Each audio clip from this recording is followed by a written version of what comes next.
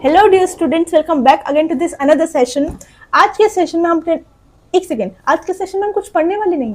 आज के सेशन में हम 1-to-1 बात करने वाले हैं। और किस बारे में आपको थोड़ी देर में पता लग जाएगा। सोचिए कि हमारी लाइफ में बहुत सारा स्ट्रेस है। मतलब सोचने की क्या बात है, ऑफ कोर्स चाहे आप बड़े हो, छोटे हो, किसी भी एज में हो, stress is very normal thing in today's world. हम ये देखते हैं कि आज के टाइम पे लोग हर चीज़ को बहुत ज़्यादा सीरियस लेने लग गए। For an example, many of my students are facing issues in 10th standard.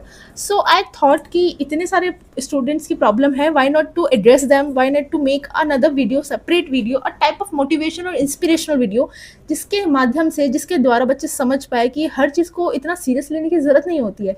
Life में काफ़ी सारी ऐसी चीज़ें होती है जो जिसे हमें आज मतलब फियर लगता है, जिस चीज़ से हमें आज हम उस चीज़ के बारे में स्ट्रेसफुल है, बट आने वाले 4-5 साल बाद में हमें लगेगा अरे यार शिट, इतनी सी जरा सी चीज़ पे हम इतने टेंशन ले रहे थे, इतनी जरा सी चीज़ पे हमने हमारी तबीयत ख़राब कर ली। हमें ये चीज़ें अवॉइड करनी है और इसलिए मैं आज आपके सामने ये लेक्चर लेकर आई हूँ। इसके अंदर हम बात करने वाले हैं 10th स्टैंडर्ड के बारे में। 10th स्टैंडर्ड के जितने भी स्टूडेंट्स हैं, प्लीज़ ज्वाइन करिएगा इस चैनल, इस वीडियो को। अपने कमेंट और अपने व्यूज़ ज़रूर शेयर करिएगा कमेंट्स के द्वारा। मैं बात करूँगी आज 10th स्टैंडर्ड स्टूडेंट्स के लिए, जो कि ऑफकोर्स पहली बार उन्होंने शायद 8th में भी दिया होगा बोर्ड का एग्जाम, या फिर CBSE स्टूडेंट जिन्होंने फर्स्ट टाइम अपना एग्जाम बोर्ड देने वाले हैं इस साल, मतलब नेक्स्ट ईयर 2027 के अंदर। सो स्टूडेंट्स, 10th स्टार्टिंग के अंदर ही जैसे आप 10th में एडमिशन लेने वाले होते हो ना, every one of your family, relatives, आस पड़ोस वाले, ऑफ कोर्स सब लोग को इतनी टेंशन हो जाती है। मतलब आपसे ज़्यादा टेंशन उन लोगों को होती है जो 10th में होते भी नहीं है। उनको टेंशन होती है कि अरे यार अब आपका बच्चा 10th में आ गया, इसको बहुत ज़्यादा पढ़ने की ज़रूरत होगी, बहुत सारा मेहनत करनी पड़ेगी, बहुत सारा स्ट्रगल करना पड़ेगा। पहली बात तो ऐसा कुछ नहीं होता। ज़्यादा स्ट्रगल कम स्ट्रगल कुछ नहीं होता है। सबको मेहनत करनी पड़ती है, सबको अच्छे नंबर लेकर आने होते। 10th ज़्यादा मायने इसलिए रखती है क्योंकि आप एक टाइम के बाद जब 10th क्लियर कर लेंगे तब आपको पता चलेगा कि एक 10th की परसेंटेज या 10th का रिजल्ट कितने मैटर करता है। उसकी मार्कशीट, उसका जो सर्टिफिकेट बन के आता है, उस पर जो DOB होती है, आपकी आने वाले एग्जाम्स जितने भी आप देने वाले हो, चाहे गवर्नमेंट, प्राइवेट या जैसे भी, सब में 10th की मार्कशीट लगती है। That is a type of proof कि जो दिखाया जाता है आगे कि आपने यहाँ से मैट्रिक्स क्लियर करी है, आप इस जगह के रहने वाले हैं, और आपका DOB आपकी 10th मार्कशीट से ही डिसाइड होता है, आपका वो फाइनल DOB होता है। तो DOB is the first reason कि जो 10th की मार्कशीट के लिए इंपॉर्टेंट होता है। सेकंड चीज़ ये होता है कि आपका जहां आप रह रहे हैं उस जगह का भी एक प्रमाण बनता है 10th की मार्कशीट से। अनदर थिंग इज कि 10th की मार्कशीट की जो परसेंटेज होती है that matters a lot, but इतने मैटर भी नहीं कि आप उस चीज़ का स्ट्रेस करते रहो जीवन भर कि यार अच्छे नंबर नहीं आए, अच्छा परसेंटेज नहीं बनाया। ऐसा कुछ भी नहीं है। आपको पूरे साल एकदम स्ट्रेस फ्री रखने की जिम्मेदारी आपकी खुद की होनी चाहिए। आप किसी पे डिपेंडेंट मत रहिए, किसी की बातों को अपने कानों तक ना पहुंचने दीजिए। सिर्फ अपनी नॉर्मल स्टडी, जैसे आप 9th-10th में, जैसे 8th-9th में पढ़ते आ रहे हैं, वैसे ही आपको 10th के अंदर पढ़ना है। मेहनत क्या करनी है मैम? फिर हमें जब आप बोल रहे हो कि जैसे 7th, 8th, 9th में पढ़ते हैं वैसे 10th में पढ़ना है, तो मेहनत कहाँ हो रही है? मेहनत हो रही है आपकी हल्का सा कॉन्सेंट्रेशन के अंदर। जैसे आपने एक लेक्चर पढ़ा या मैंने पढ़ा है आपको कोई भी चैप्टर, मान लीजिए हम कार्बन एंड कंपाउंड्स को डिस्कस कर रहे हैं, तो कार्बन एंड कंपाउंड्स को आपने पढ़ा और घर जाकर उसको रिवाइज कर लिया, 2-4 क्वेश्चन प्रैक्टिस कर लिए, या फिर आपने यूट्यूब पे और कहीं जहां से भी आप पढ़ रहे वहां से आपने क्वेश्चंस की प्रैक्टिस कर ली। उससे होगा ये कि आपने वो चैप्टर हैंड टू हैंड 2-4 दिन में, हफ्ते भर में रिवाइज कर लिया। तो ये तो बन गया हमारा प्रॉपर पैटर्न कि जिस तरह से हम पढ़ने वाले हैं थ्रू आउट द ईयर। एक बात को बहुत अच्छे से ध्यान रखना है, किसी भी चीज का स्ट्रेस नहीं लेना है, टेंशन नहीं लेना है। नॉर्मल OT एग्जाम्स वगैरह जो जिनके जैसे टर्म एग्जाम्स वगैरह चलते हैं, अगर उसमें आपके नंबर कम भी आ रहे, कोई बात नहीं, it's just a part of your life. आपके एग्जाम कम आने से, ज्यादा आने से, या नंबर कम आने से, ज्यादा आने से किसी को कुछ फर्क नहीं पड़ता है। आपकी मेंटल हेल्थ डिस्टर्ब होती है अगर आपको कोई कुछ बोलता है कि यार तेरे नंबर कम आ गए, तेरे नंबर ज्यादा आ गए। किसी की बातों को अपने ऊपर इफेक्ट नहीं होने देना है, अपनी पढ़ाई पे अच्छे से ध्यान देना है। It's a type of inspiration और मोटिवेशन थिंग कि अगर आपके नंबर अच्छे आ जाएंगे ना 10th में, तो आपका बहुत वक्त बढ़ जाता है, आपकी परसेंटेज बहुत कैलकुलेट होती है। 10th की जो मायने होते हैं ना, बहुत अच्छे मायने होते हैं।